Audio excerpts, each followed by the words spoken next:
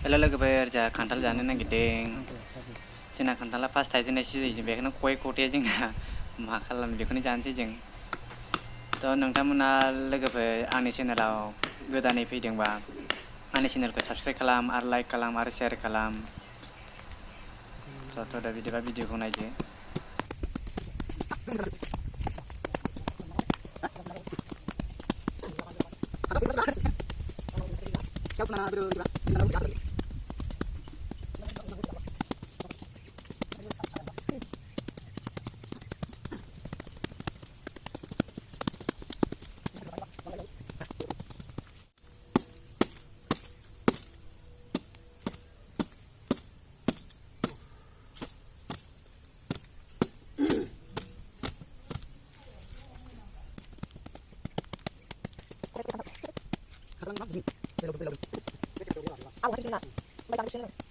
दाननो हालालै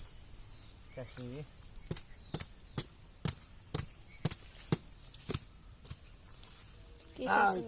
खान्थालखौ सुनोसै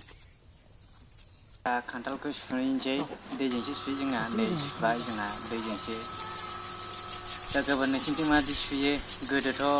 हाग्रायावसो खुंगारोमोन जोंना होयो दैजोंसो सुनाया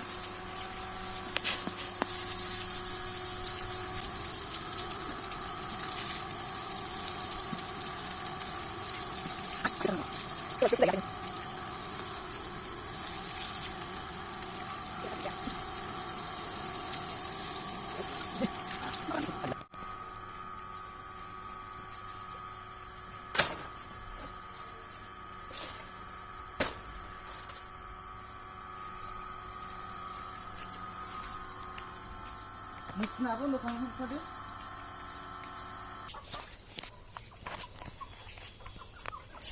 एबार भिडिअखौ दानदोब्रा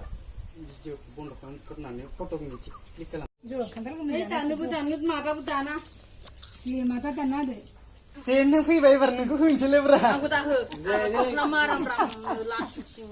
खाजा दानो सोरबा गोदान गानो खेबदोलाय खेबा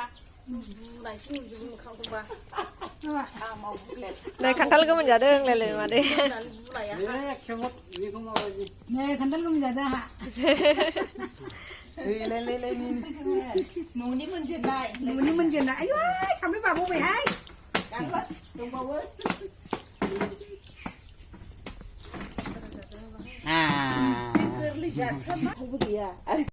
जोंना खान्थाल जाग्राफ्रा नै खान्थाल नै आरो गोमोनबो दंबावोसै नै खान्थाल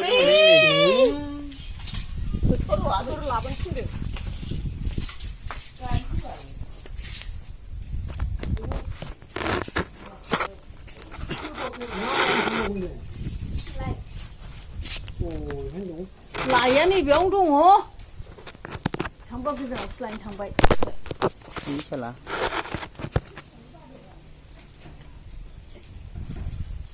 नुजोबना नुजोबा नों yang मोखांखौ नुवालै ओंख्रि गैला जामोनासो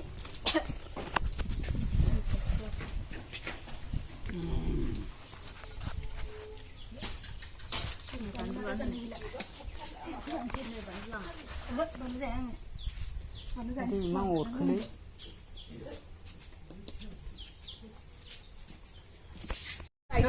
जोंहा जाखांबाय नै खान्थालखौ दा गोमोन दंबावोमोन नै जों गोमोनानै जाखांबाय बाय बाय अखाबो ग्रुम ग्रुम होगासिनो अखा हानो नागिरगासिनो दा बेखायनो जानानै थाब थाब बोस्रांबायानो जों थांसै दा